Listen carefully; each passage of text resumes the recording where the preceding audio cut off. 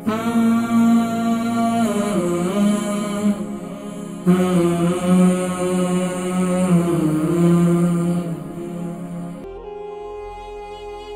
है इनके ऊपर 72 है, 49 के इनका वजन है।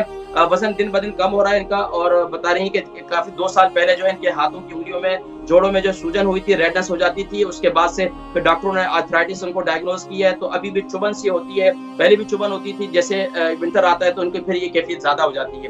तो अब इस देखिए आर्थराइटिस का मेरे पास बेहतरीन इलाज मेथी दाना है। मेथी दाने को रात को आप ग्राइंड करके पाउडर बनाएं, और ग्राइंड करके पाउडर बना लें। रात को सोते वक्त आप उसको हल्दी वाले दूध बना लें। हल्दी वाला दूध बनाए, उसके साथ 1 टीस्पून मेथी दाना खा लें, ऊपर से हल्दी वाला दूध पी लें। इससे आपके आर्थराइटिस का और इसके अलावा जोड़ों के दर्द के लिए वही ऑयल इस्तेमाल करें जो बहन को मैंने पीछे बताया है, यानी कि तेज पत्ते वाला ऑयल। वो आप यूट्यूब पर भी सर्च करके मिल सकता है आपको।